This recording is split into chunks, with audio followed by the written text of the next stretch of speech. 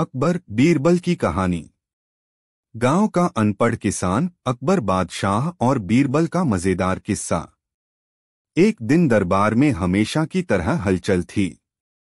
कोई व्यापारी अपने घाटे का रोना रो रहा था, कोई कारीगर बादशाह से इनाम पाने के लिए अपनी कला दिखा रहा था, और कुछ दरबारी आपस में राजनीति की गांठें खोल रहे थे। तभी महल के फाटक पर एक हंगामा हुआ।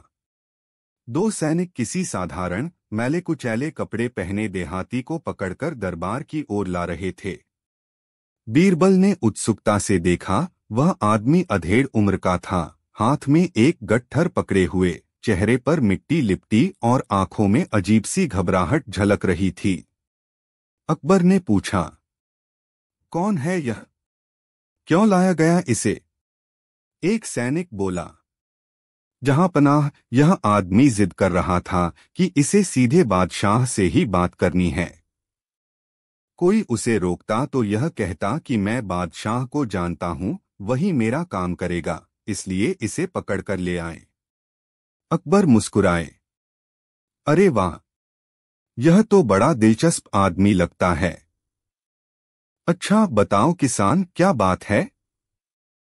किसान ने हाथ जोड़कर कहा, जहांपनाह, मैं दूर गांव से आया हूं। मेरा नाम हरिया है। मैं अनपढ़ हूं, पर गांव वाले कहते हैं कि आप सबके दुख दर्द समझते हैं, इसलिए आपकी सहायता मांगने आ गया। अकबर ने स्नेहपूर्ण स्वर में पूछा, कहो हरिया, क्या समस्या है? हरिया की अनोखी समस्या। हरिया बोला, जहांपनाह, हमारे गांव के पास एक जमींदार है। बहुत चालाक आदमी है।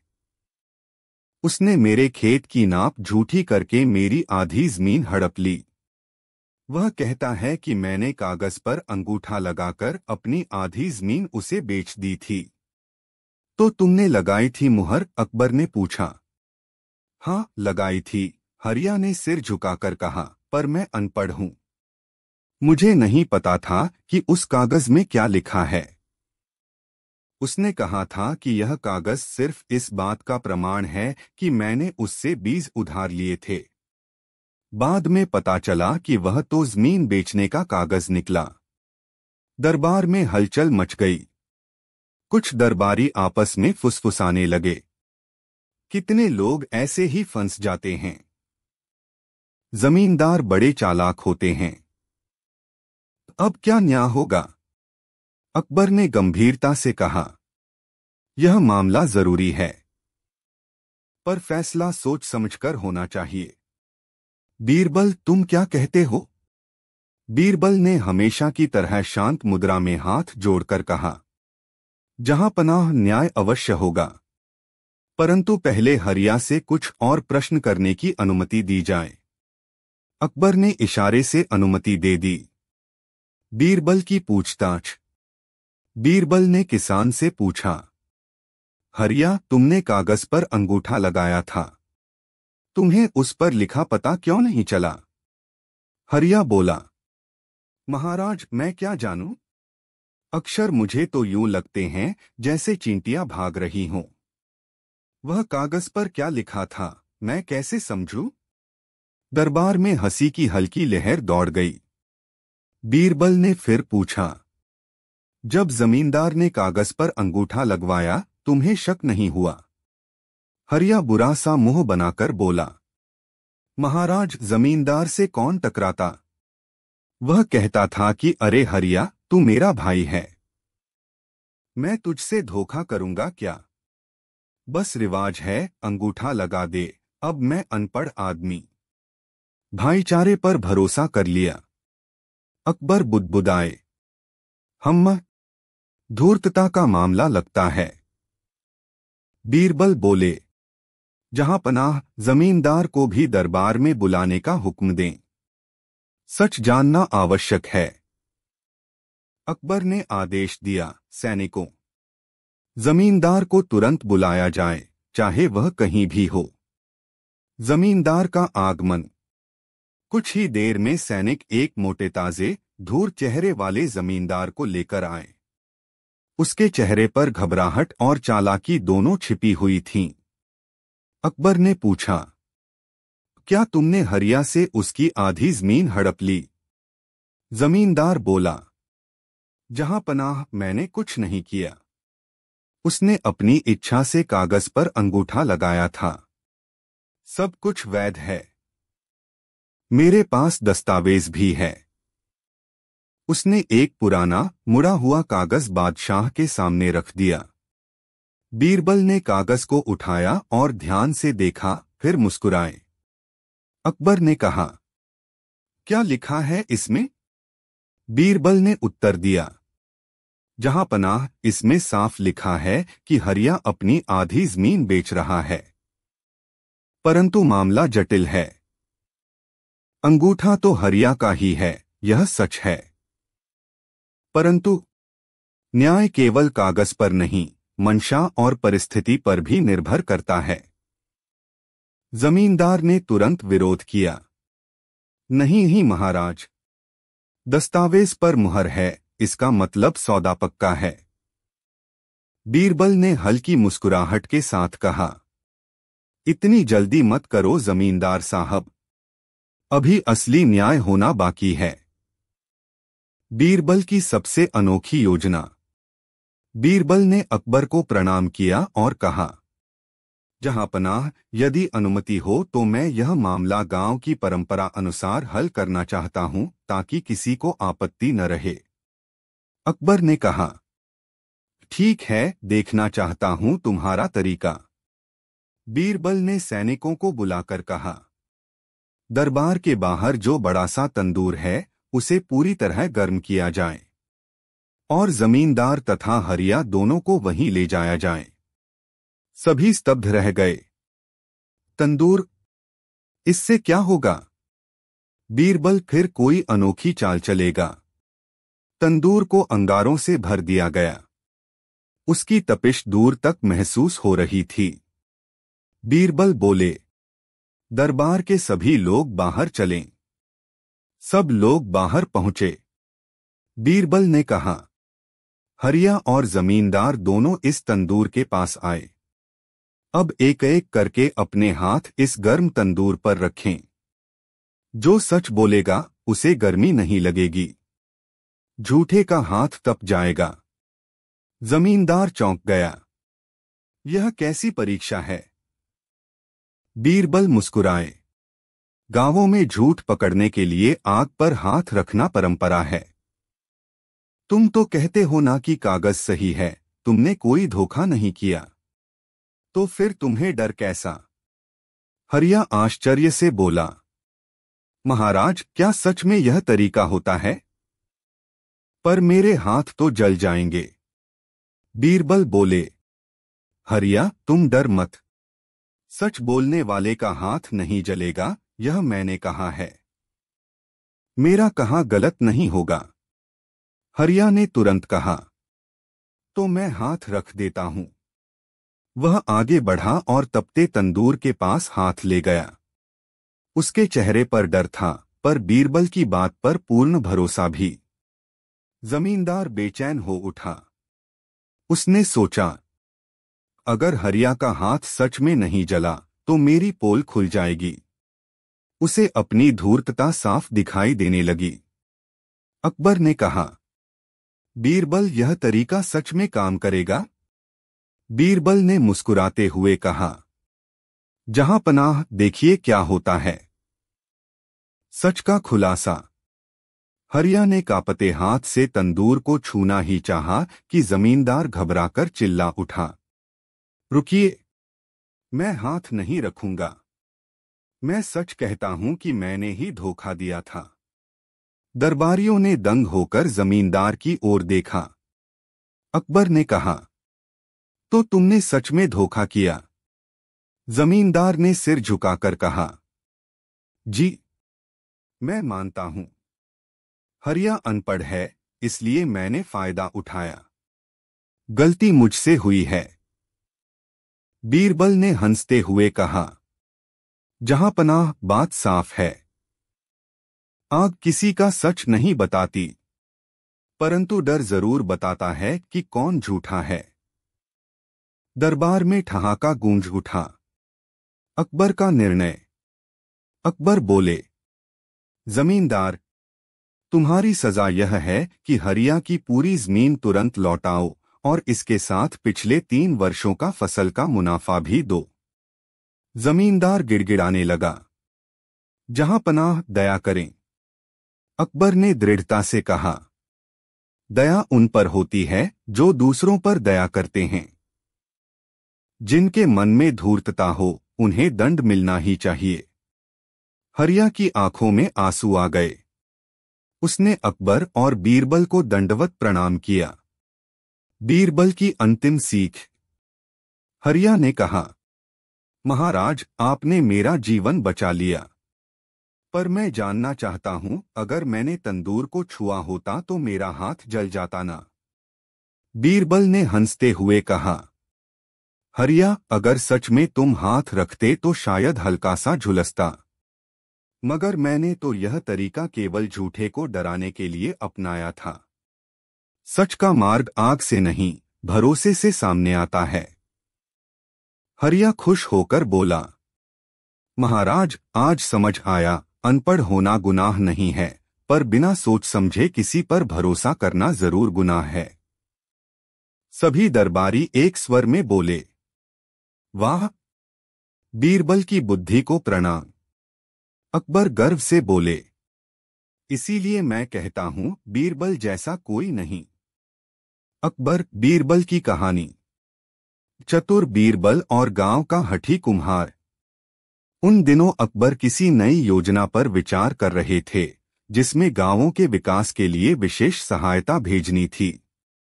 उसी दौरान एक अजीब घटना घटी, जिसने न केवल अकबर को चकित किया, बल्कि पूरे दरबार को फिर से बीरबल की बुद्धिमानी पर मोहित कर दिया। गांव का हठी कुम्हार दरबार में पहुंचा। एक दिन दरबार की सारी कुर्सियां भरी हुई थीं, बादशाह अपनी शाही गद्दी पर बैठे थे और बीरबल अपनी जगह मुस्कुराते हुए सब पर नजर रख रहे थे। तभी महल के द्वार पर शोर सुनाई दिया, हटो, हटो, मुझे बादशाह से बात करनी है। सिपाही किसी आदमी को पकड़कर अंदर लाते दिखाई दिए। वह आदमी साधारण देसी पोशाक पहने था, कुर्ता धूल धूसरित, पगड़ी तिरछी और चेहरे पर अजीब सी अकड़। अकबर ने भौहें उठाकर पूछा, कौन है यह? सिपाही ने कहा, जहांपनाह, यह कह रहा था कि इसे रोको मत। यह कहता है कि पूरा साम्राज्य मूर्ख है और सिर्फ इसकी ही बात सही है, तो इसे पकड़कर ले आए। अकबर ने सख्त आवाज में पूछा, तुम कौन हो? आदमी ने छाती चौड़ी कर कहा, जहांपनाह, मैं गोपाल हूं, गांव का कुम्हार, और मैं आपसे मिलने बहुत जरूरी काम लेकर आया हूं। बीरबल मुस्कुराए, यह आदमी दिलचस्प लग रहा था। अकबर बोले, तो गोपाल, क्या समस्या है? गोपाल बोला, जहांपनाह, मेरे गांव को आप लोग मूर्ख बना रहे हैं।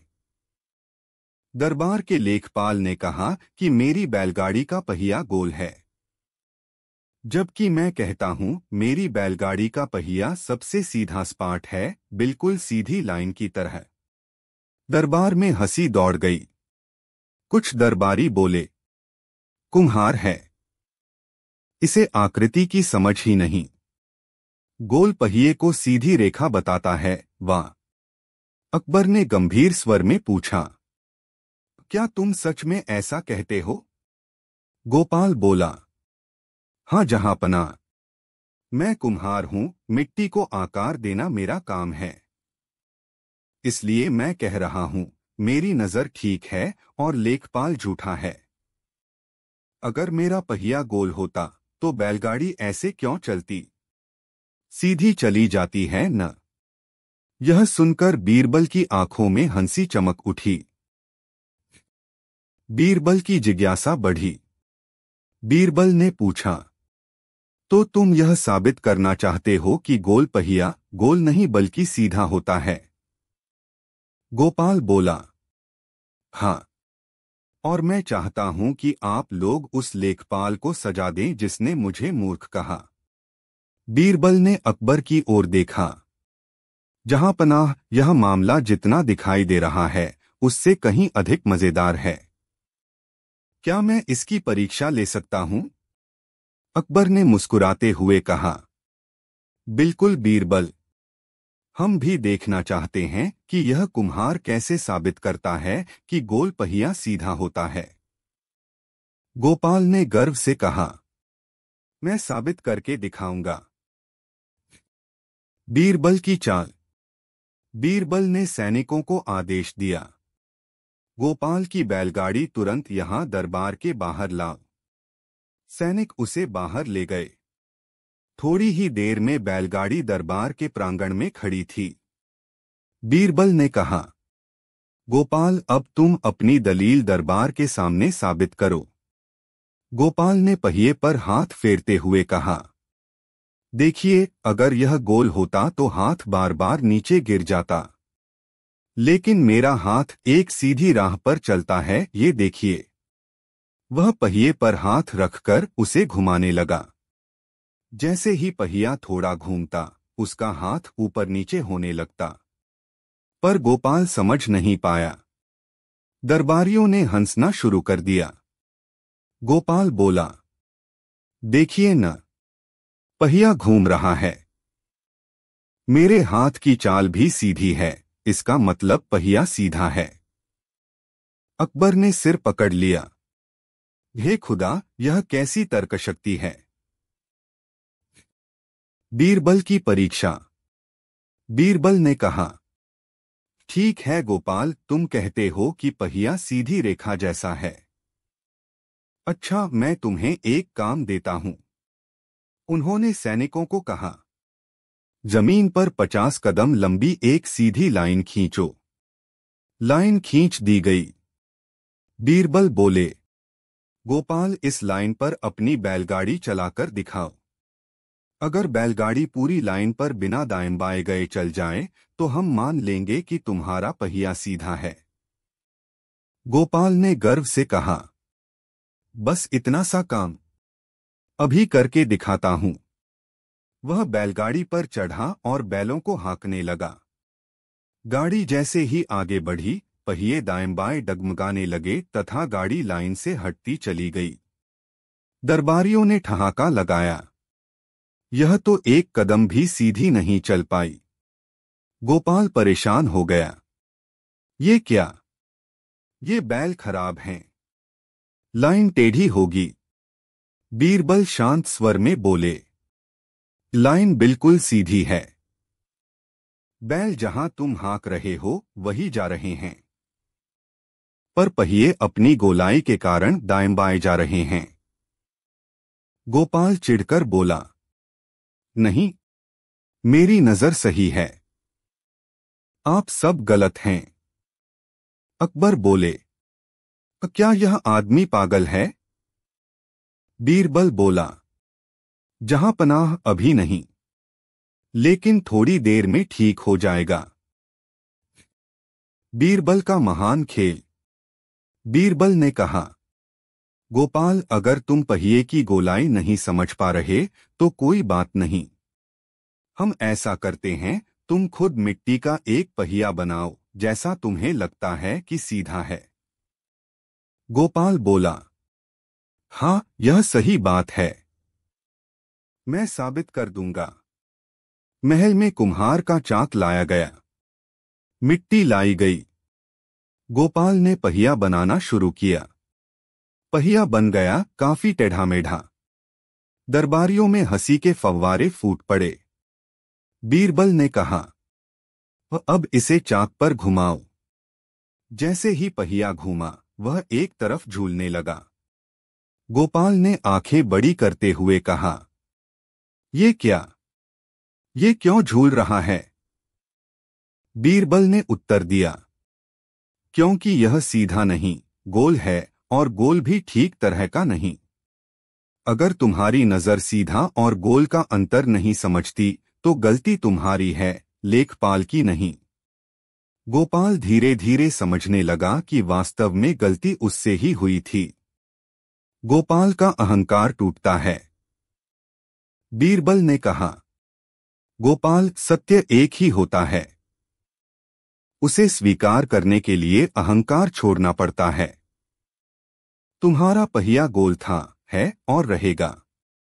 दुनिया तुम्हारे हिसाब से नहीं चलेगी, तुम्हें दुनिया के सही नियम सीखने पड़ेंगे। गोपाल की गर्दन झुक गई।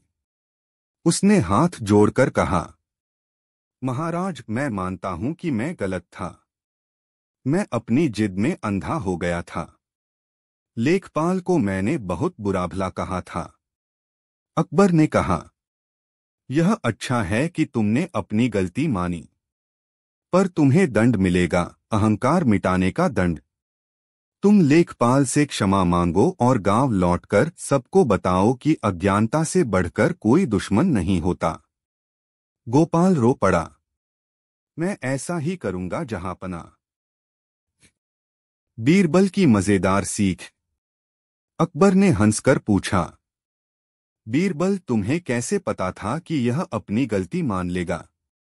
बीरबल मुस्कुराए। जहांपनाह, जिद करने वाला व्यक्ति तब तक नहीं मानता जब तक उसे अपने हाथों से अपनी भूल का अनुभव न हो। कुम्हार अपनी मिट्टी को पहचानता है, और जब उसी मिट्टी ने उसे जवाब दिया तो वह मान गया। अकबर ने कहा, बीरबल, तुम सच में लोगों के मन को पढ़ लेते हो। दरबार में जयकारा गूंज उठा। बीरबल की जय। कहानी की सीख।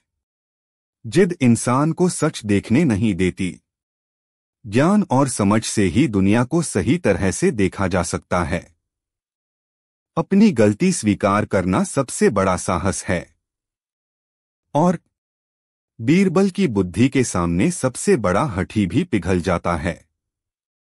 अकबर, बीरबल की कहानी। गांव का भोला चरवाहा और बीरबल की अनोखी परख। मुगल साम्राज्य का स्वर्णकाल था। अकबर का दरबार अपनी अद्भुत न्यायप्रियता और बुद्धिमत्ता के लिए विश्वभर में जाना जाता था। प्रतिदिन सैकड़ों लोग अपनी समस्याओं और विवादों को लेकर बादशाह के दरबार में आते, और अधिकांश मामलों को बीरबल अपनी चतुराई से इस प्रकार सुलझाते कि सभी दंग रह जाते। ऐसे ही एक दिन दरबार में कुछ ऐसे हुआ कि पूरा महल हंसी और हैरानी से भर गया। दरबार में अचानक हलचल। उस दिन सुबह से ही दरबार में कई महत्वपूर्ण मुद्दों पर चर्चा चल रही थी। कोई व्यापारियों का टैक्स बढ़ाने की बात कर रहा था, कोई सेना के नए कवचों पर विचार रख रहा था। तभी महल के फाटकों पर एक अजीब सा हंगामा मच गया। दो सैनिक किसी दुबले-पतले, धूल-मिट्टी से सने युवक को पकड़कर दरबार में घसीटते हुए लाए। अकबर ने भौहें चढ़ाकर पूछा, यह कौन है और इसे क्यों पकड़ा गया? सिपाही बोला, जहांपनाह, यह कह रहा था कि उसकी बकरियां हमसे ज्यादा समझदार हैं और वह चाह रहा था कि उन्हें दरबार में बुलाकर आपसे मिलवाए। जब हमने रोका तो यह चिल्लाने लगा कि बादशाह उसकी बकरियों से सीखें। दरबार में सब हंस पड़े। अकबर ने युवक की ओर देखा। वह चौड़ी आंखों से इधर-उधर देख रहा था, चेहरे पर भोलापन और घबराहट दोनों दिखाई दे रहे थे। तुम कौन हो? अकबर ने पूछा। युवक बोला, जहांपनाह, मेरा नाम रूपिया है। मैं पास के गांव का चरवाहा हूं, और मैं आपके दरबार में इसलिए आया हूं क्योंकि मुझे बहुत बड़ी समस्या है, और इस समस्या का हल सिर्फ आप और बीरबल ही निकाल सकते हैं। अकबर ने रुचि से कहा, अच्छा, तो बताओ। चरवाहे की अजीब समस्या। रूपिया बोला, जहांपनाह, मेरे गांव के पास एक व्यापारी है। बहुत चालाक आदमी है और शहर से आए हुए नए नए नियम दिखाकर हमें डराता रहता है। उसने कहा कि मेरी 3 बकरियों में से एक उसकी है, जबकि मेरी सभी बकरियां मेरी ही हैं। वह कहता है कि मेरी बकरियां उसके खेत में घुस गईं और मैं उसे हर जाना दूं। नहीं दिया तो एक बकरी ले जाएगा। अकबर ने पूछा, तो क्या सच में बकरियां उसके खेत में गई थीं? रूपिया ने कहा, गई होंगी। बकरियां हैं महाराज, दीवार नहीं देखती। पर इसका मतलब यह थोड़े है कि वह मेरी बकरी हड़प ले। अकबर मुस्कुराए। तो तुम कह रहे हो कि व्यापारी धोखा दे रहा है? रूपिया ने तुरंत कहा, बिल्कुल महाराज, वह बड़ा चालाक है और मैं बड़ा भोला। बकरियों का ज्ञान तो मुझे है, पर व्यापारी की चालाकियों का नहीं। बीरबल मुस्कुराए, यह मामला दिलचस्प लग रहा था। अकबर ने व्यापारी को बुलाने का आदेश दिया। अकबर बोले, सैनिकों, उस व्यापारी को तुरंत दरबार में बुलाओ। कुछ ही देर में व्यापारी दरबार में ला खड़ा किया गया। वह तोंदू मोटा मोटा आदमी था। चेहरे पर घमंड साफ दिखाई दे रहा था। अकबर ने उससे पूछा, क्या तुमने इस चरवाहे की बकरी हड़पने की कोशिश की? व्यापारी बोला, जहां पनाह, मैं झूठ क्यों बोलूंगा? इसकी बकरियां मेरे खेत में घुसी, फसल खाई और नुकसान पहुंचाया। यह गरीब है, भरपाई नहीं कर सकता, इसलिए मैंने उसकी एक बकरी अपने पास रख ली है। रूपिया ने गुस्से से कहा, झूठ! आपसे पहले पूछने नहीं आया, इसलिए आप बकरी ले गए। व्यापारी बोला, और यह कहता है कि इसकी बकरियां मेरी बकरियों से ज्यादा समझदार हैं। ये सुनिए, यह कहता है कि बकरियां ही पहचान लेंगी कि कौन किसकी है। दरबार में फिर हंसी दौड़ गई। अकबर बोले, बीरबल, तुम क्या कहते हो? बीरबल ने विनम्रता से कहा, जहां पनाह, यदि अनुमति हो तो मैं इस मामले की परीक्षा अपने तरीके से करना चाहूंगा। अकबर ने इशारे से अनुमति दे दी। बीरबल की पहला परीक्षण, बकरियों की पहचान। बीरबल ने आदेश दिया कि व्यापारी और चरवाहा दोनों अपनी अपनी बकरियां लेकर दरबार के प्रांगण में पहुंचें। थोड़ी ही देर में 3 बकरियां लाई गईं, सब लगभग एक जैसी। व्यापारी एक बकरी को पकड़कर खड़ा था और 2 बकरियां रूपिया के साथ थीं। दरबारियों को समझ नहीं आ रहा था कि बीरबल अब क्या करने वाले हैं। बीरबल ने रूपिया से पूछा, रूपिया, तुम कहते हो कि बकरियां तुम्हारी बात मानती हैं? रूपिया बोला, जी महाराज, मैं इन्हें नाम से बुलाता हूं, ये आती हैं। अच्छा, बीरबल मुस्कुराए, तो बुलाकर दिखाओ। रूपिया ने आवाज लगाई, कौशल्या, इधर आओ। एक बकरी दौड़ती हुई उसके पास आ गई। व्यापारी बोला, यह तो संयोग है, इसे पहले से भूख लगी होगी। बीरबल बोले, अच्छा, और दूसरी? रूपिया ने फिर पुकारा, माया, यहां आओ। दूसरी बकरी भी उसके पास आ गई। बीरबल ने व्यापारी की बकरी की ओर देखा। वह बिल्कुल शांत खड़ी थी, ना आगे ना पीछे ना किसी ओर। व्यापारी बोला, ये नाम तो मैं नहीं जानता, ये कैसे आएगी?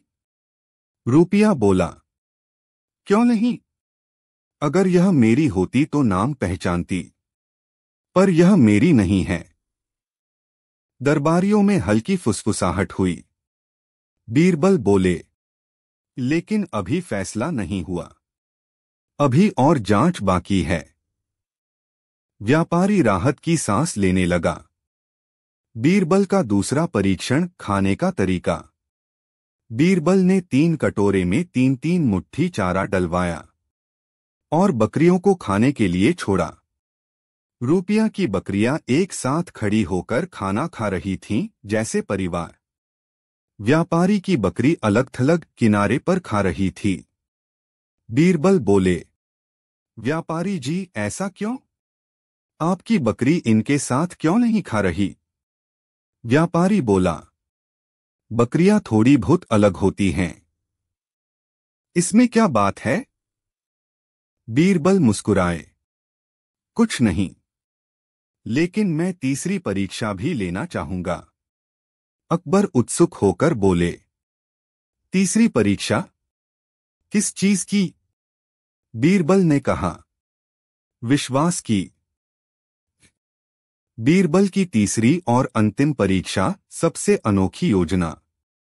बीरबल ने गार्डों को आदेश दिया, एक बड़ा तंबू लगाओ, अंदर 3 अलग अलग खूंटियां गाड़ो, तीनों बकरियों को अलग अलग बांध दो। तंबू लगा दिया गया, बकरियां अंदर बांध दी गईं। बीरबल ने तंबू के बाहर एक छोटा छेद करवा दिया ताकि वह भीतर देख सकें, पर भीतर वालों को पता न चले। रूपिया घबराया, महाराज यह क्या हो रहा है? बीरबल ने कहा, अभी पता चल जाएगा। परीक्षा शुरू। कुछ मिनट बाद तंबू के अंदर से हल्की हल्की आवाजें आने लगीं। रूपिया की दोनों बकरियां एक दूसरे के पास जाने की कोशिश कर रही थीं, खूंटियां खींच रही थीं। लेकिन व्यापारी की बकरी बिल्कुल शांत, जैसे उसे किसी से कोई मतलब ही न हो। बीरबल ने अकबर से कहा, जहांपनाह, आपने देखा? जो बकरियां एक ही घर में रहती हैं, वे एक दूसरे से अलग होने पर बेचैन हो जाती हैं। लेकिन व्यापारी की बकरी बिल्कुल शांत है, क्योंकि वह इन दोनों से परिचित ही नहीं। व्यापारी की शक्ल उतर गई, चेहरों का रंग बदल गया। अकबर ने व्यापारी से पूछा, अब क्या कहना है? व्यापारी बोला, जहांपनाह, शायद मैंने गलती की है। गलती? अकबर गरजे, या धोखा? व्यापारी घुटनों के बल गिर गया। मैंने धोखा दिया, जहांपनाह। बकरियां सच में इसके खेत में घुसी थीं, पर हर्जाना वसूलने का लालच मुझसे गलती करवा गया। मैंने सोचा यह भोला भाला चरवाहा है, इसकी एक बकरी ले लूं। पर अब मैं अपनी गलती मानता हूं, कृपा करें। रूपिया गुस्से में बोला, महाराज, इसने मुझे मूर्ख बनाकर मेरी एक बकरी पकड़ ली थी। मैं गरीब आदमी हूं, मेरे लिए एक बकरी बहुत बड़ी चीज होती है। अकबर बोले, व्यापारी, तुम्हें तुम्हारी लालच की सजा अवश्य मिलेगी। तुम न केवल बकरी लौटाओगे, बल्कि चरवाहे को उसके नुकसान का दोगुना हर्जाना भी दोगे। व्यापारी रो पड़ा। बीरबल की अंतिम सीख। अकबर ने पूछा, बीरबल, इतनी सारी परीक्षाएं क्यों लीं? सिर्फ नाम पुकारने से भी तो पता चल जाता कि बकरियां किसकी हैं। बीरबल ने मुस्कुराकर कहा, जहांपनाह, सिर्फ एक परीक्षा से सत्य पर संदेह रह सकता था, लेकिन 3 परीक्षाओं ने मिलकर सत्य को पत्थर की लकीर बना दिया। चरवाहा भला भोला था, व्यापारी चालाक। अगर निर्णय जल्दबाजी में होता तो गांव में झगड़ा फिर से खड़ा हो सकता था। अकबर ने संतोष से कहा, बीरबल, तुमने फिर साबित किया कि बुद्धि और धैर्य मिलकर ही न्याय को जन्म देते हैं। रूपिया ने आंसू भरकर कहा, महाराज, मैं जीवन भर आपका और बीरबल का आभारी रहूंगा। मेरी बकरियां मेरी जान हैं। आपने मेरी जान बचा ली। बीरबल ने हंसकर कहा, रूपिया, अब अपनी बकरियों को समझा देना कि आगे किसी के खेत में न जाए, वरना फिर से व्यापारी जैसे लोग मिल जाएंगे। रूपिया बोला, अब मैं उन्हें दुगनी सतर्कता से चराऊंगा, महाराज। कहानी की सीख। चालाकी हमेशा पकड़ी जाती है, लेकिन भोलापन हमेशा बचा रहना चाहिए, पर समझदारी के साथ। न्याय में जल्दबाजी नहीं, सूझबूझ चाहिए। समूह में रहने वाले जीव हमेशा एक दूसरे को पहचानते हैं, चाहे वे इंसान हो या जानवर। सत्य को छिपाया जा सकता है, पर उससे बचा नहीं जा सकता। और बीरबल की बुद्धि के सामने हर चालाक व्यापारी भी ढेर हो जाता है। नई, रोचक और मजेदार अकबर बीरबल की कहानी प्रस्तुत है। विषय: गांव का अनपढ़, अकबर बादशाह और बीरबल का हास्यरस से भरा किस्सा। दिल्ली के विशाल मुगल दरबार में उस दिन चहल पहल कुछ ज्यादा ही थी। बाहर दरीचों से आती हल्की धूप संगमरमर के फर्श पर पड़ रही थी और सफेद मोर वाले पंखे हवा को धीरे धीरे हिला रहे थे। बादशाह अकबर अपने सिंहासन पर बैठे हुए थे, आंखों में चमक और होठों पर एक हल्की मुस्कान। मुस्कान का कारण था, आज दरबार में आने वाला मेहमान एक दूर गांव का अनपढ़ किसान जो अपनी अजीब समस्या लेकर राजधानी तक पहुंच गया था। यह किसान अपनी ईमानदारी और सादगी के कारण दूर दूर तक जाना जाता था। गांव में उसे धूमा काका के नाम से पुकारते थे।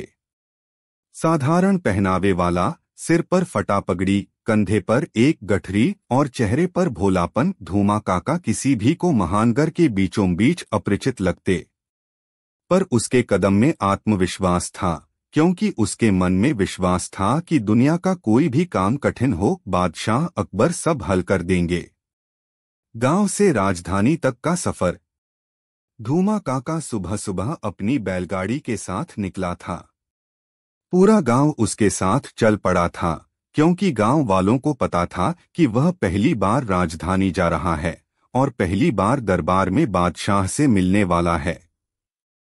गांव वाले उसे समझाते जा रहे थे, धूमा, वहां बड़े बड़े लोग होंगे, जरा सोच समझकर बोलना। हाँ, और बादशाह के सामने हाथ जोड़कर खड़ा होना, आंखें सीधी मत मिलाना, और हाँ, अपनी समस्या साफ साफ कहना, कहीं उल्टा सीधा मत बोल बैठना। धूमा काका सबकी बात सुनते और हाँ में सिर हिलाते, पर उनके चेहरे की मासूमियत के पीछे थोड़ा डर भी था कि अगर कहीं उसने गलती कर दी तो। पर अंत में वही पुराना विश्वास उन्हें हिम्मत देता, अकबर बादशाह सब जानते हैं, वे गलत नहीं समझेंगे। राजधानी पहुंचते पहुंचते शाम हो गई। ऊंची इमारतें, सजे हुए बाजार, चहल पहल, रंग बिरंगी पोशाकें, सब कुछ धूमा काका के लिए सपने जैसा था। पर वह अपने उद्देश्य से नहीं डिगा। आखिरकार दूसरे दिन सुबह वह दरबार के मुख्य द्वार पर जा पहुंचा। दरबार में प्रवेश। मुख्य द्वार पर खड़े पहरेदार ने उसे देखा और बोला, कौन हो तुम? क्या काम है? धूमा काका सरलता से बोले, भैया, मैं धूमा, गांव का रहने वाला, मुझे बादशाह से मिलना है। अरे ऐसे थोड़ी मिलते हैं, पहले कारण बताओ। अरे बस एक छोटी सी समस्या है, सोचा बादशाह ही हल कर पाएंगे। पहरेदार ने सोचा, इन जैसे सीधे साधे लोग तो बड़ी अनोखी समस्याएं लेकर आते हैं। उसने धूमा को अंदर भेज दिया।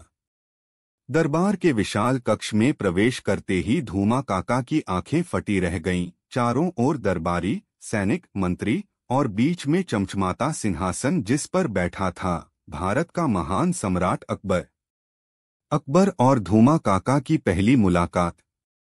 अकबर ने धूमा को देखते ही मुस्कुराते हुए कहा, आओ भई, तुम कौन हो और किस लिए आए हो? धूमा हाथ जोड़कर बोला, जहां पनाह, मैं धूमा अपने गांव से आया हूं। आपकी बहुत तारीफ सुनी, सुना था कि आप हर समस्या हल कर देते हैं। सोचो तो बस आपके पास आने भर से डर ही उड़ जाता है। अकबर उसकी सादगी पर मुस्कुराए। ठीक है, बताओ क्या समस्या है?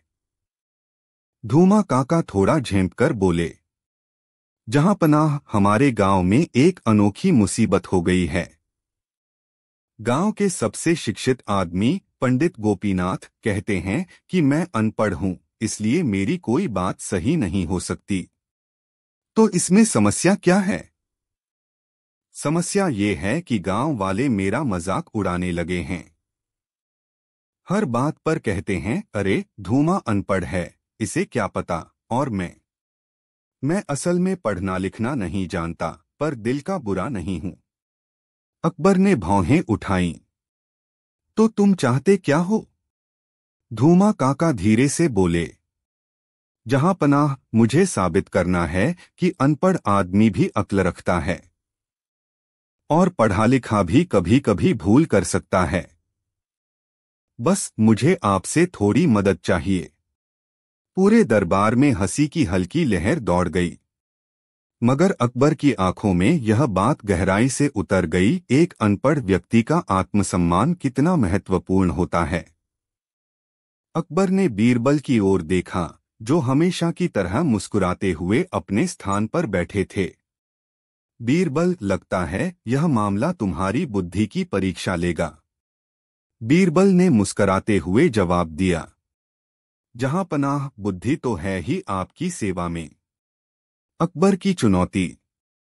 अकबर ने धूमा काका की ओर देखा और बोले, धूमा, तुम्हें मौका मिलेगा, पर एक शर्त पर। कौन सी शर्त हुजूर? तुम्हें मेरे कुछ सवालों के जवाब देने होंगे। अगर तुम जवाब दे पाए तो मैं पूरे दरबार के सामने घोषणा कर दूंगा कि बुद्धि किताबों से नहीं, अनुभव से आती है। धूमा काका ने तुरंत साफ साफ कहा, जहां पनाह, आप जो पूछेंगे मैं अपनी समझ से जवाब दूंगा। गलत हो गया तो भी कोशिश पूरी करूंगा। पूरे दरबार में उत्सुकता बढ़ गई। अकबर ने पहला सवाल किया। पहला सवाल, धूमा बताओ, दुनिया में सबसे तेज क्या चलता है? धूमा काका ने थोड़ी देर सोचा और बोले, जहां पनाह, मेरा जवाब तो यह है कि सोच सबसे तेज चलती है। एक तरफ बैठे हों और मौके पर ही घर पहुंच जाए, सोच से बैल, घोड़ा, इंसान सब पीछे रह जाते हैं। अकबर मुस्कराए। सही जवाब। दरबार में हलचल मच गई। अनपढ़ ने पहला सवाल सही कर दिया। दूसरा सवाल। अकबर ने दूसरा सवाल किया, दुनिया में सबसे मीठी चीज क्या है? धूमा काका ने तुरंत कहा, बात, जहांपना। अगर बात मीठी हो तो कड़वी दवा भी मीठी लगती है, और अगर बात कड़वी हो तो शहद से भी मिठास उड़ जाती है। बीरबल ने ताली बजाई। जहांपनाह, जवाब बिल्कुल सही है। तीसरा सवाल। अब अकबर ने थोड़ा कठिन सवाल पूछा, धूमा बताओ, सबसे बड़ा ज्ञान क्या है? धूमा काका ने मुस्कुराया, जहांपनाह, मुझे लगता है सबसे बड़ा ज्ञान यह जानना है कि हम कितना कम जानते हैं। जो यह समझ ले वही सच्चा ज्ञानी है। अकबर और बीरबल दोनों ने एक दूसरे की ओर देखा। जवाब इतना सरल भी था और इतना गहरा भी। चौथा सवाल सबसे कठिन। अब अकबर ने एक शरारती सवाल पूछा, धूमा, तुम अनपढ़ हो, है न? हाँ, जहांपनाह। तो बताओ, अक्षर कितने होते हैं? पूरे दरबार में हल्का ठहाका गूंज गया। सबको लगा अब तो धूमा फंस गया। लेकिन धूमा काका मुस्कुराते हुए बोले, जहांपनाह, अक्षर कितने यह तो पढ़े लिखे लोग जाने, पर इतना जानता हूं कि हर अक्षर का मतलब होता है बात समझाना। और अगर बात बिना अक्षर के भी समझ आ जाए तो अक्षरों की गिनती से क्या फायदा? दरबार शांत हो गया। लोगों ने देखा, अनपढ़ किसान ने जवाब नहीं टाला, बल्कि उसे नए अर्थ में बदल दिया। बीरबल की परीक्षा। अब बीरबल बोले, धूमा काका, मेरी भी एक परीक्षा होगी। कहिए बीरबल जी, आप तो हमारे गांव में भी मशहूर हो। बीरबल ने पूछा, अगर तुम्हें अपनी समझ के आधार पर मैं कोई चीज दूं और उसके बदले में वही चीज वापस मांगू तो क्या दोगे?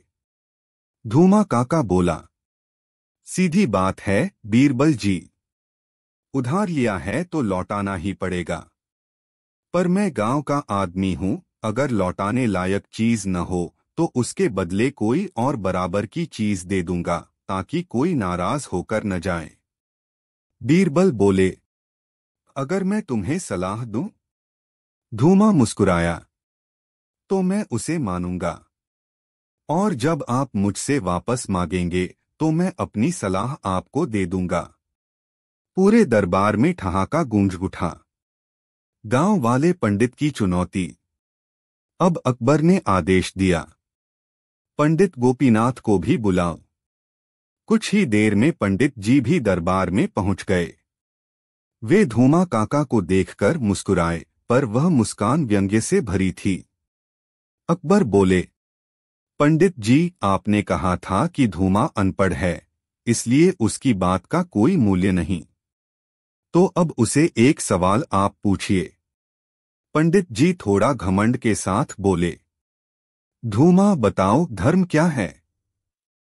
धूमा काका ने सहजता से कहा, धर्म वही है जिससे किसी को दुख न हो। बाकी सब किताबों की बातें हैं। पंडित जी अवाक रह गए। अकबर ने कहा, पंडित जी, अब आपकी बारी है, आपसे मैं सवाल पूछूं? पंडित जी ने सिर हिलाया। अकबर बोले, पंडित जी बताइए, अगर ज्ञान किताबों में ही है तो धूमा ने बिना पढ़े कैसे इतने सही जवाब दे दिए? पंडित जी चुप। दरबार में एकदम सन्नाटा। अकबर का फैसला। अकबर सिंहासन से उठे और बोले, आज से यह आदेश है कि कोई भी व्यक्ति अनपढ़ होने के कारण किसी को छोटा न समझे। बुद्धि किताबों से आती है, पर अनुभव दिल से आता है। और कई बार दिल की समझ किताबों से बड़ी होती है। उन्होंने धूमा काका को दरबार के बीच बुलाया और अपने हाथ से एक शॉल और कुछ स्वर्ण मुद्राएं भेंट की। बीरबल ने मजाक में कहा, धूमा काका, अब गांव लौटकर कोई आपको अनपढ़ कहे तो क्या करोगे? धूमा काका हंसते हुए बोले, कहने दो बीरबल जी, मैं कहूंगा अनपढ़ हूं पर अक्ल रखता हूं। और अगर अक्ल वाले पढ़ जाएं तो वह आपकी तरह बीरबल बन जाते हैं। दरबार एक बार फिर हंसी से गूंज उठा। गांव में वापसी और सम्मान। जब धूमा काका गांव लौटे तो गांव वालों ने उन्हें देखकर तालियां बजाईं। पंडित गोपीनाथ भी अब उनकी इज्जत करने लगे। धूमा काका ने सभी को बताया, दरबार में सीखा है, ज्ञान सिर्फ अक्षरों में नहीं बल्कि नियत में होता है। गांव वालों ने उस दिन मान लिया, धूमा अनपढ़ नहीं, जीवन गुरु है। कहानी का सार। अनपढ़ होना कमजोरी नहीं है। अक्ल, समझ और अनुभव हमेशा किताबों से बड़े होते हैं। अकबर और बीरबल जैसे ज्ञानी भी एक साधारण गांव वाले की बुद्धि को सलाम करते हैं। अकबर बीरबल की कहानी, अनपढ़ गांव वाला और दरबार का कमाल। दिल्ली का मुगल दरबार उस सुबह कुछ अलग ही रौनक में था। रंग बिरंगी पोशाकों वाले दरबारी, चमकते हथियारों वाले सेनापति और हल्की हल्की धूप में चमकता संगमरमर का फर्श सब मिलकर एक ऐसा दृश्य बना रहे थे जो किसी चित्रकार की कल्पना जैसा हो। बादशाह अकबर अपने सिंहासन पर बैठे थे। आसपास हजरतों और उच्च कोटि के मंत्रीगणों का जमघट था। लेकिन आज की दरबार की उत्सुकता का कारण कोई युद्ध, कोई कर या कोई नई नीति नहीं थी, बल्कि एक साधारण ग्रामीण किसान था जिसका नाम था धन्ना। धन्ना एक सरल स्वभाव का, ईमानदार पर अनपढ़ आदमी था जो दिल्ली से बहुत दूर बसे एक छोटे से गांव से आया था। उसके कपड़े साधारण थे, पैर में पुराने जूते, कंधे पर घिसा हुआ थैला और चेहरे पर एक अजीब सी घबराहट के साथ चमकती उम्मीद। गांव के लोग कहते थे कि धन्ना जितना अनपढ़ है, दिल का उतना ही साफ है। वह कोई चालाकी नहीं जानता था, लेकिन जिंदगी को देखने का उसका तरीका लोगों को प्रभावित कर देता था। धन्ना को दरबार में आने का मौका यूं ही नहीं मिला। उसके गांव में पिछले कुछ समय से एक अजीब समस्या चल रही थी। गांव का सबसे पढ़ा लिखा आदमी, पंडित सोमदत्त खुद को बहुत बड़ा ज्ञानी समझता था। वह गांव वालों को हमेशा यह समझाता रहता था कि अनपढ़ लोगों की राय का कोई महत्व नहीं होता। उसका सबसे बड़ा निशाना था धन्ना। धन्ना कई बार कोशिश करता, कोई सुझाव देता, पर पंडित जी तुरंत उसे चुप कर देते। धन्ना, तू अनपढ़ है, तेरी कौन सुनेगा? पहले पढ़ लिख ले, फिर ज्ञान की बातें करना।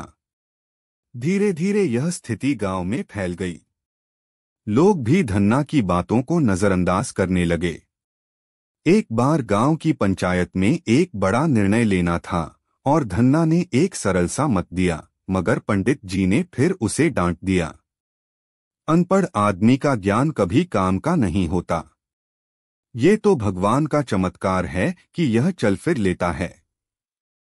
यह बात धन्ना के दिल को चुभ गई। उसने तय किया, अगर उसे खुद को साबित करना है तो सीधे बादशाह के पास जाना होगा।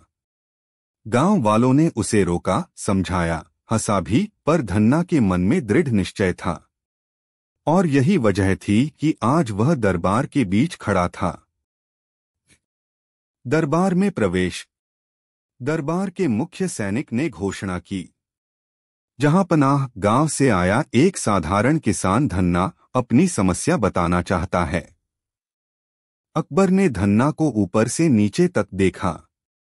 उसके कपड़े फटे हुए थे, लेकिन चेहरा ईमानदार था। अकबर ने मुस्कुराकर कहा, आओ किसान, बताओ किस लिए आए हो? धन्ना दोनों हाथ जोड़कर बोला, जहांपनाह, मैं आपके दरबार में न्याय की तलाश में आया हूं। मेरे गांव के लोग मुझे अनपढ़ कहकर मेरी बातों को महत्व नहीं देते। मैं चाहता हूं कि यह बताऊं कि अक्षर न जानने वाला भी समझदार हो सकता है और पढ़ा लिखा व्यक्ति भी कभी गलत हो सकता है। दरबार में हलचल मच गई। कई दरबारी एक दूसरे से फुसफुसाने लगे, यह तो बड़ी अजीब मांग है। अब बादशाह क्या करेंगे? अकबर ने जिज्ञासा से बीरबल की ओर देखा। बीरबल मुस्कुराए, उनकी आंखों में चमक थी। यह मामला उन्हें काफी रोचक लगा। अकबर की परीक्षा, पहला प्रश्न। अकबर ने कहा, धन्ना, यदि तुम्हें साबित करना है कि तुम में समझ है, तो पहले मैं तुम्हें कुछ प्रश्न पूछूंगा। अगर तुमने सही जवाब दिए तो मैं आदेश दूंगा कि ज्ञान का मूल्य अक्षरों में नहीं, व्यवहार में होता है। धन्ना ने शांति से कहा, जहांपनाह, आप पूछिए, मैं अपनी समझ से उत्तर दूंगा। अकबर ने पहला सवाल किया, दुनिया में सबसे शक्तिशाली चीज क्या है? दरबारियों ने सोचा, यह कैसे बता पाएगा? धन्ना ने बिना समय गवाए कहा, जहांपनाह, सबसे शक्तिशाली है सत्य। अकबर चौंके, कैसे? धन्ना बोला, क्योंकि झूठ भले ही बड़ा दिखे पर देर तक नहीं टिकता, पर सत्य हमेशा अपनी जगह पर स्थिर रहता है। जो स्थिर है वही शक्तिशाली है। दरबार ने सर हिलाया, जवाब प्रभावी था। दूसरा प्रश्न। अकबर ने दूसरा सवाल पूछा, दुनिया में सबसे बड़ी अंधेरी क्या है? दरबारी हंसने लगे, यह क्या जवाब देगा? धन्ना ने सरलता से कहा, जहांपनाह, सबसे बड़ी अंधेरी है अज्ञानता। क्यों? अकबर ने पूछा। क्योंकि आंखों की अंधेरी तो सूरज की रोशनी से दूर हो जाती है, लेकिन अज्ञानता की अंधेरी तब तक रहती है जब तक आदमी सीखने की कोशिश न करे। बीरबल ने हल्की ताल बजाई। तीसरा प्रश्न। अकबर ने तीसरा प्रश्न किया, सबसे मीठा क्या है? धन्ना मुस्कुराया, जहांपनाह, सबसे मीठी है वाणी।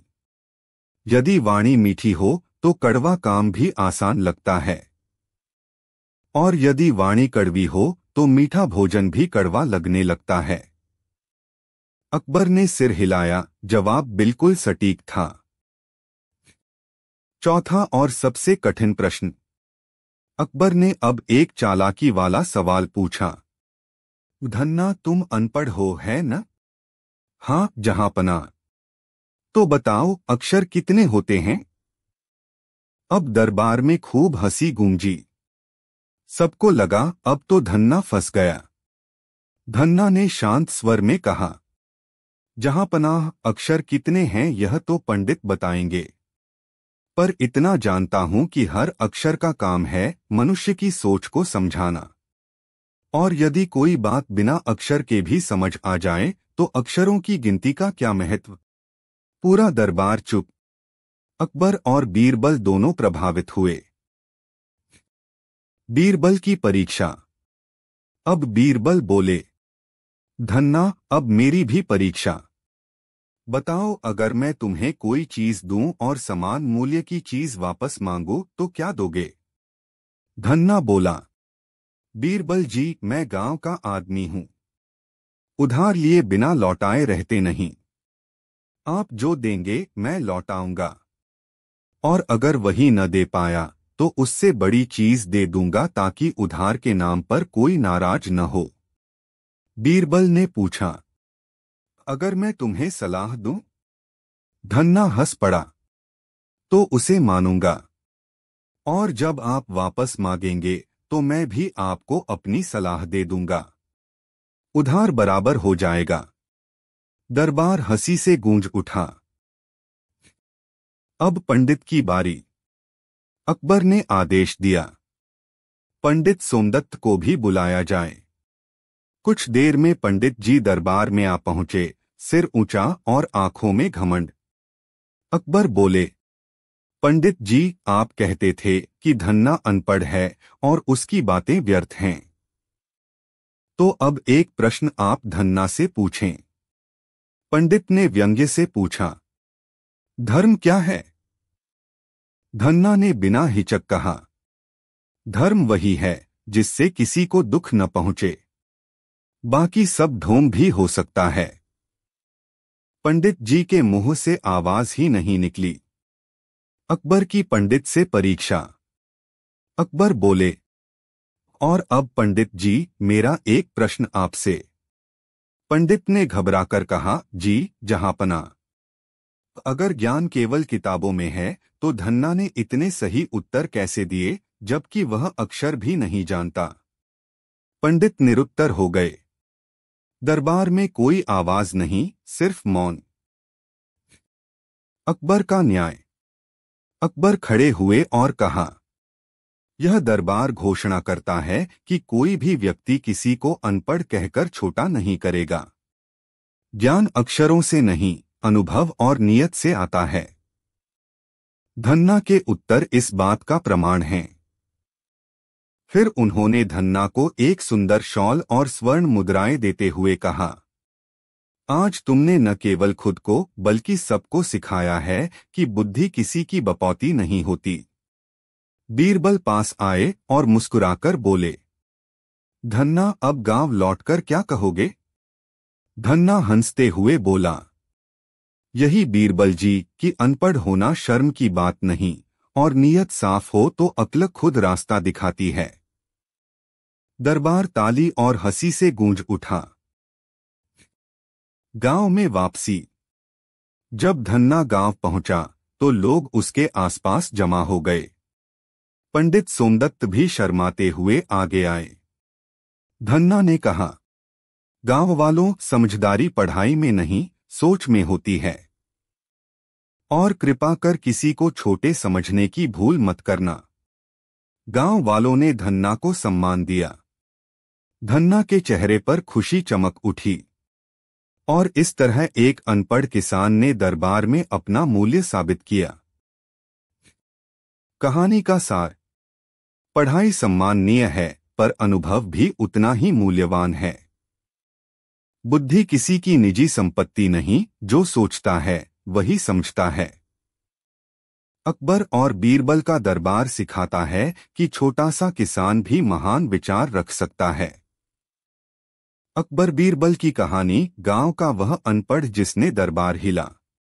आंधियों और तूफानों से भरी रात के बाद जब अगली सुबह सूरज ने अपना सुनहरा दामन फैलाया, तब अकबर के राजमहल के प्रांगण में असामान्य सी हलचल थी। हर तरफ राजकर्मचारी तेजी से इधर उधर घूम रहे थे, मानो कोई बड़ी घटना होने वाली हो। महल के बाहर से ढोलनगाड़ों की धीमी सी आवाजें भी सुनाई दे रही थीं। कुछ ही देर में पता चला कि पास के एक गांव रामगढ़ से एक अनोखा व्यक्ति बादशाह से मिलने आया है। राजकर्मचारी एक दूसरे से कानाफूसी कर रहे थे। सुना है वह आदमी बिल्कुल अनपढ़ है। हाँ, पर दावा करता है कि उसके पास ऐसी समझ है जो किताबों और अक्षरों से ऊपर है। कुछ तो गड़बड़ लगती है। दरबार में क्यों बुलाया गया है? यह हर तरफ चर्चा का विषय बन गया था। एक अकबर का आदेश। दरबार लग चुका था। बादशाह अकबर अपने स्वर्ण सिंहासन पर बैठे थे और बाईं ओर उनके प्रिय मंत्री बीरबल मुस्कुरा रहे थे। तभी एक हरकारा दौड़ता हुआ आया। खुदाए झामपना, रामगढ़ गांव का एक गरीब किसान हाजिर होना चाहता है। कहता है कि वह बादशाह से एक जरूरी बात करना चाहता है। अकबर ने भौहें सिकुड़ाई। नाम क्या है उसका? जहांपनाह उसका नाम है मंगतू। बीरबल हंस पड़े। गांवों में ऐसे नाम अक्सर मिलते हैं हुजूर, लेकिन कोई अनपढ़ गरीब आदमी आखिर क्यों आपसे मिलने आया होगा? अकबर के चेहरे पर जिज्ञासा उभर आई। बुलाओ उसे, देखते हैं क्या बातें लेकर आया है। दो मंगतू का प्रवेश। कुछ ही देर में दरबार के विशाल द्वार खुलते हैं और अंदर आता है एक दुबला-पतला, सांवला, धोती कुर्ता पहने, सिर पर फटी पुरानी पगड़ी वाला आदमी। वह पहले तो दरबार के वैभव को देखकर चौंक गया, फिर दोनों हाथ जोड़कर बादशाह के सामने खड़ा हो गया। लेकिन जिस बात ने सभी को हैरान किया वह थी उसकी चाल। वह चलते चलते गिरते गिरते बचता, हाथ पैर फैलाकर अजीब सा नृत्य करता हुआ प्रतीत हो रहा था। दरबारियों में हंसी फैल गई। किसी ने फुसफुसाया, लगता है थोड़ा पागल है। दूसरे ने कहा, या नशे में होगा। अकबर ने शांति का इशारा किया और पूछा, तुम मंगतू हो? जी महाराज, उसने ठहर ठहर कर कहा। मैं गांव का एक गरीब किसान हूं। पढ़ना लिखना नहीं आता, पर मेरी समस्या बहुत बड़ी है। कैसी समस्या? अकबर ने पूछा। मंगतू ने चारों ओर देखा और फिर नाटकीय अंदाज में बोला, जहांपनाह, मैं सच्चा आदमी हूं, पर गांव वाले कहते हैं कि मैं बहुत झूठ बोलता हूं। मैं कहता हूं कि मैं सच बोलता हूं। अब सच कौन बोल रहा है, यह फैसला सिर्फ आप ही कर सकते हैं। दरबार में एक बार फिर हंसी फूट पड़ी। एक दरबारी बोला, ऐसी छोटी बात पर बादशाह को परेशान किया है। दूसरा बोला, गांव वालों से झगड़ा है तो पंचायत में जाता। लेकिन मंगतू सिर हिलाते हुए बोला, नहीं हुजूर, मामला बड़ा है। अगर मैं सच बोलता हूं तो गांव वाले मुझे झूठा क्यों कहते हैं? और अगर मैं सचमुच झूठा हूं तो मैं सच्चा कैसे बोल सकता हूं? बात उल्टी और बेढंगी थी, लेकिन अकबर को यह पहेली जैसे लगी। अकबर ने मुस्कुराकर कहा, बीरबल, यह मामला तुम्हारे लायक लगता है। तुम ही इसे समझो। बीरबल ने हाथ जोड़कर कहा, हुजूर, अनपढ़ लोग अक्सर सरल भी होते हैं और गहन भी। इसका समाधान निकालना कठिन नहीं होगा। मंगतू ने चालाकी से मुस्कुराकर कहा, मंत्री जी, इतना आसान मत समझिए। अभी असली समस्या बताई ही नहीं है। 3 असली समस्या, गांव का खोया हुआ बकरा। अकबर ने पूछा, तो असली समस्या क्या है? मंगतू ने गंभीर चेहरा बनाकर कहा, मेरे गांव का बकरा खो गया है। अकबर भड़क उठा, क्या? एक बकरा? इसके लिए बादशाह का समय बर्बाद कर रहा है। मंगतू ने घुटनों के बल बैठते हुए कहा, जहां पनाह बकरा कीमती नहीं था, पर जिस तरह से वह गायब हुआ है वह रहस्यमय है। और इसके पीछे मेरे गांव का जमींदार है। वह कहता है कि मैंने बकरा खुद छुपाया है। गांव वाले उसी की बात पर विश्वास करते हैं। मैं कहता हूं कि बकरा गायब हुआ है, उसने चोरी करवाई है। अब आपकी अदालत ही न्याय दे सकती है। अकबर चुप हो गया। बीरबल की आंखों में चमक आ गई, उन्हें चुनौती मिल गई थी। ठीक है, बीरबल बोले, हम पता लगाएंगे कि बकरा किसने चुराया। लेकिन पहले हमें गांव चलना होगा। दरबार में हलचल मच गई। बीरबल और अकबर का गांव जाने का निर्णय। अकबर ने उत्सुकता से कहा, और मैं भी चलूंगा। देखूं तो सही एक अनपढ़ आदमी के मामले में क्या रहस्य छिपा है। सैन्य दल को छोटा रखने का आदेश दिया गया और अगले ही दिन अकबर, बीरबल और कुछ सैनिक वेश बदलकर गांव की ओर निकल पड़े। 5 रामगढ़ गांव का दृश्य। गांव पहुंचते ही दोनों चकित रह गए। गांव के लोग एक पेड़ के नीचे बैठकर किसी बात पर बहस कर रहे थे। बीरबल ने एक बूढ़े से पूछा, बाबा क्या हुआ है? बूढ़ा बोला, क्या बताए भैया, इस मंगतू ने हमारे सिर का दर्द खड़ा कर रखा है। सुबह से यही चिल्ला रहा है कि उसका बकरा चोरी हुआ है और इसके पीछे जमींदार का हाथ है। एक और युवक बोला, जमींदार साहब तो कह रहे हैं कि बकरा मंगतू ने शराब बेचने के बदले गिरवी रखा था। अब उसे वापस चाहिए तो पैसे लाओ।